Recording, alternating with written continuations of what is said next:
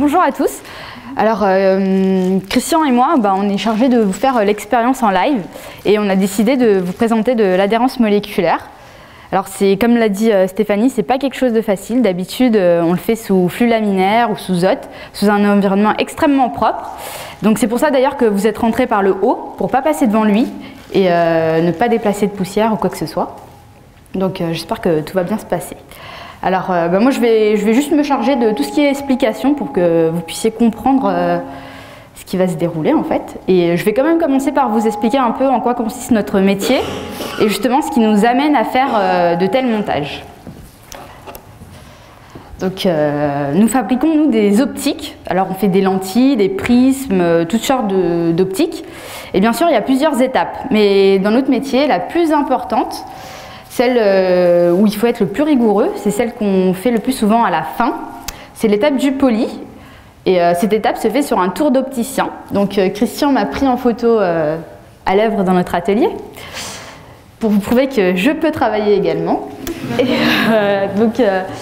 alors ça se fait sur un tour d'opticien, cette étape. Alors qu'est-ce qu'un tour d'opticien? C'est un tour qui est mu par deux pédales, un peu comme un tour de potier, et met en rotation un axe sur lequel on a fixé un polissoir avec un support en poids, où justement l'opticien va venir polir la surface de son optique pour pouvoir atteindre des précisions qui sont jusqu'à présent inégalées. Donc pourquoi de telles précisions? Eh bien c'est simple. Certains chercheurs et thésards de l'Institut travaillent dans l'UV lointain. Et à cette longueur d'onde, le moindre défaut va être détecté. Donc il leur faut des optiques de grande précision. Donc pour cela, nous travaillons sur un support en poids. Qu'est-ce que la poix? Eh bien la poix, c'est une résine thermodéformable, c'est-à-dire qu'elle est en continuelle déformation. Et peut-être que certains d'entre vous ont même déjà vu sans le savoir. Vous savez, dans la campagne, il y a des anciens poteaux télégraphiques en bois, une espèce de goudron noir qui en découle. Eh bien, c'est de la poix. Et nous la mélangeons avec de la térébenthine pour justement la rendre un tout petit peu plus malléable et pouvoir venir travailler dessus. Donc c'est un métier totalement manuel parce qu'en fait, c'est le mouvement de l'opticien avec son optique, avec sa pièce sur la poix qui va venir former la surface de la poix et par là même former la surface de son optique. Donc c'est un métier totalement de ressenti.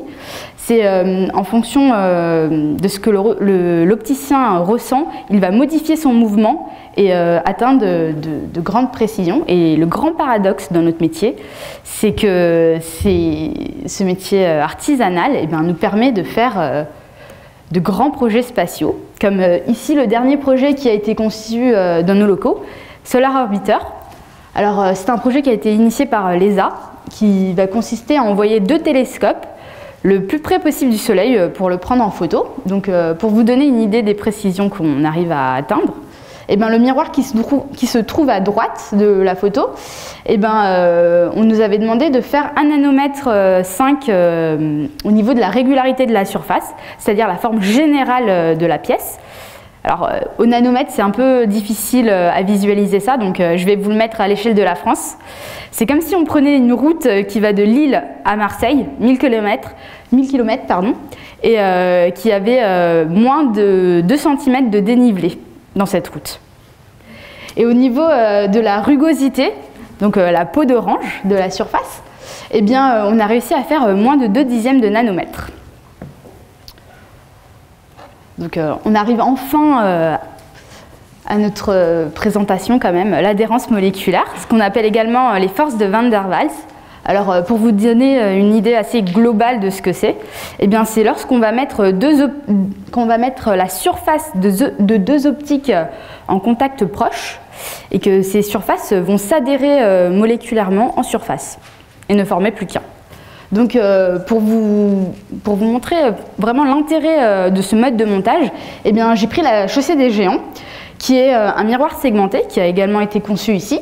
Donc en fait sur le dessus il y a 206 marches qui vont de quelques nanomètres à quelques dizaines de microns sur le bord. Et donc pour cela on devait faire des parallélépipèdes qui soient tous identiques. Il fallait qu'ils soient tous identiques. Donc ces parallélépipèdes font 40 mm de hauteur de 4 par 4. Et pour cela, on les a adhérés sur un même bloc de verre pour pouvoir les travailler ensemble. Et l'avantage de ce mode de montage, c'est qu'on ne met pas de colle. C'est-à-dire qu'il n'y aura pas cette surépaisseur qu'on ne pourra pas venir coter. Donc lors du démontage, eh ben, on saura exactement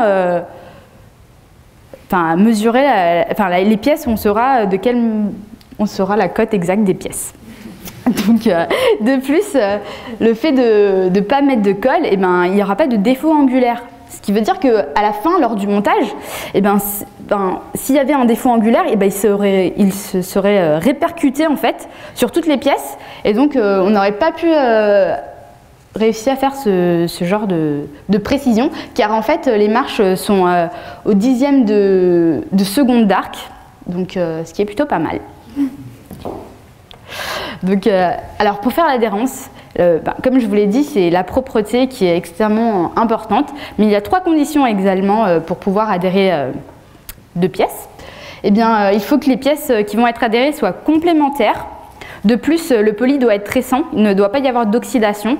On ne peut pas espérer adhérer des pièces qu'on a polies il y a 3 semaines. Il faut vraiment qu'elles sortent de polissage. Et il faut également que le poli soit assez fin. Il faut qu'il soit en dessous de 5/10 de nanomètre. Donc Christian va commencer à faire l'expérience, enfin adhérer les pièces.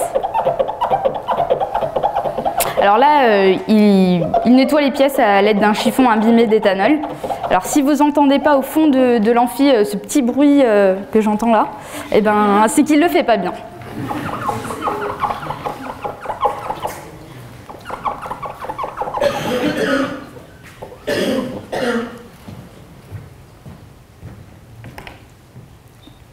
Alors là, il renouvelle l'opération, mais avec un chiffon propre, pour justement pouvoir enlever la fine couche de pellicule déposée par l'éthanol.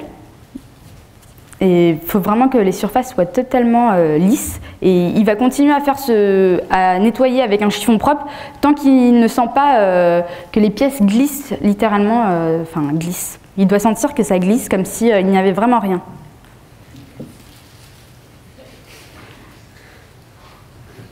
Allez Christian, mets-y du cœur. Alors là, il blairote à l'aide d'un blaireau. C'est un pinceau en fait. C'est vraiment pour enlever toutes les petites poussières qui auraient pu toujours se déposer en fait.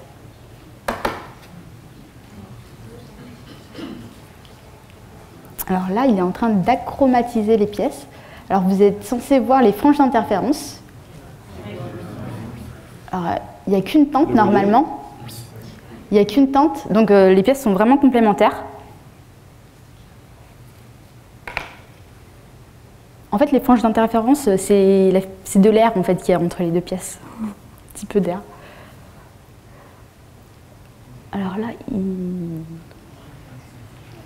là, vous voyez, il fait une légère pression avec son doigt. Et normalement, il y a une frange noire. Et c'est l'adhérence qui naît devant vous, en fait. Je ne sais pas si vous voyez bien.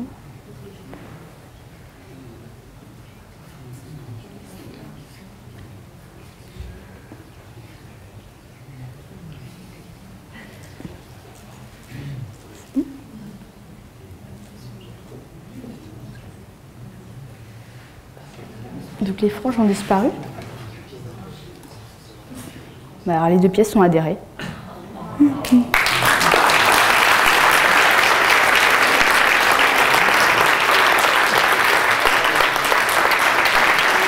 Donc si quelqu'un du public veut bien se prêter au jeu et venir essayer de séparer les 2 pièces. Quelqu'un avec des muscles, hein, de préférence.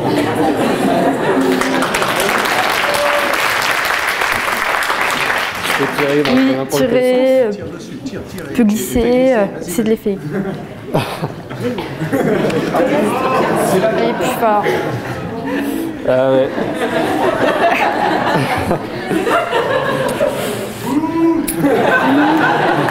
Quelqu'un d'autre hein?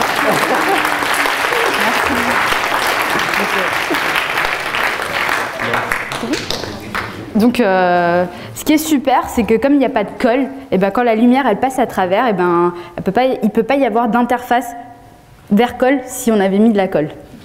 Il faut les récupérer. Donc c'est bien joli de faire des montages, mais on aime quand même récupérer nos pièces. Donc Christian va désadhérer les pièces. Alors en fait, il suffit de faire un chanfrein. Il ne faut pas oublier de le faire parce que sinon on ne récupère pas les pièces. Alors pour désadhérer, on prend une lame de rasoir. Et en fait, on dépose vraiment le fil du rasoir. Et ça va venir désadhérer. Là, vous voyez bien les pièces se désadhérer. Et donc voilà.